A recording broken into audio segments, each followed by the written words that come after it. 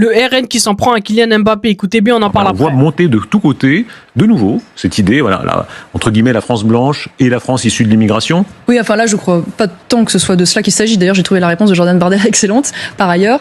Mais non, je crois que là, il s'agit surtout de l'illégitimité d'un avis politique venant de quelqu'un qui ne vit pas en France, qui ne paye pas ses impôts en France et qui et fait partie du fait de son talent, ne lui enlevons pas ça, mais d'une partie de la population particulièrement privilégiée et qui s'autorise à venir donner des leçons politiques et morales à des millions de Français qui sont parfois dans une extrême précarité, voilà, ou qui vivent l'insécurité à grande échelle, ou qui vivent la détresse civilisationnelle comme une angoisse existentielle et qui se fichent pas mal de ça parce qu'ils se sentent finalement assez peu concernés par l'avenir de son pays.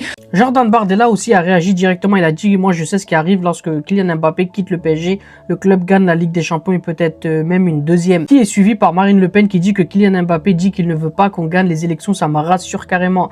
Il est parti du PSG pour aller au Real Madrid en disant que c'était pour gagner la Ligue des Champions. Entre temps, le PSG a gagné. Là, on va répondre à Marion Maréchal. Pendant des années au Paris Saint-Germain, Kylian Mbappé a payé des centaines de millions d'euros d'impôts et de cotisations en France. Et même selon plusieurs estimations, on parle d'un joueur qui a énormément contribué à l'économie française, bien plus que beaucoup de responsables politiques qui passent leur temps à donner des leçons ou même taper dans les caisses. Et surtout, depuis quand le droit de parler dépend du lieu où tu habites? Mbappé est français, il représente la France depuis des années.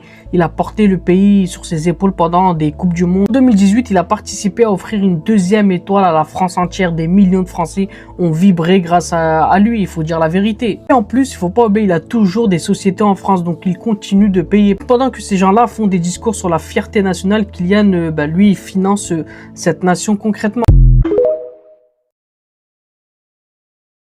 Sur CNews, carrément, on demande à Didier Deschamps de ne pas sélectionner Kylian Mbappé. Écoutez bien.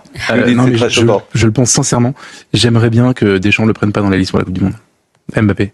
Mais vous connaissez bien le foot ou pas? C'est un avis footballistique? Ça dépend. Est-ce que c'est un avis footballistique? C'est un avis 100% footballistique. D'accord. Mais vous connaissez bien le foot? Bah, Pascal, je sais pas, je vous pose la question. Pose-moi des questions.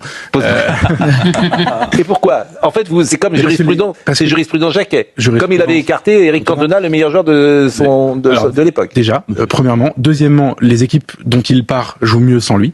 Ensuite, on a tout ce qu'il faut avec Dembélé, Barcola, Désiré Doué, Olidze, Ryan Cherki, etc. pour faire une Coupe du Monde magnifique. Et par ailleurs, il a fait quelque chose de très choquant pendant les matchs de préparation aux États-Unis, c'est qu'il est rentré sur le terrain en piquant le brassard de capitaine à N'Golo Kanté, qui est un garçon qui a l'air absolument comme humble, très gentil, etc. Qui a été capitaine alors qu'il est un peu, sur le retour et voilà, il lui a piqué, il a exigé de prendre le brassard de capitaine, ce qui est un peu une humiliation. Et je trouve cette image extrêmement choquante. Donc Deschamps, votre ami, s'est privé de Karim Benzema pour le dernier Euro et je pense qu'il a eu raison. J'aimerais bien qu'il fasse pareil avec Mbappé. La seule différence. Sur le plateau de CNews, Geoffroy Lejeune a déclaré qu'il aimerait que Kylian Mbappé ne soit pas sélectionné par Didier Deschamps pour la Coupe du Monde. Pour moi, le problème, c'est qu'aujourd'hui, certains plateaux télé parlent de sportifs comme s'ils devaient penser exactement comme eux pour avoir le droit de représenter la France. Mbappé, qu'on aime ou pas, reste un immense joueur. Il a fait rayonner le football français partout dans le monde. Et surtout, un joueur doit être sélectionné pour son niveau sur le terrain, pas pour ses opinions, pas pour ses prises de parole ou encore moins pour faire plaisir à des chroniqueurs à la télé. Avant tout, faut pas oublier que le football, ça doit rassembler les gens, pas devenir un test politique permanent. Parce que là, imaginez demain Jean-Marc en finale, mais certains veulent quand même l'écarter parce qu'ils n'aiment pas ce qu'ils pensent. Ça n'a aucun sens.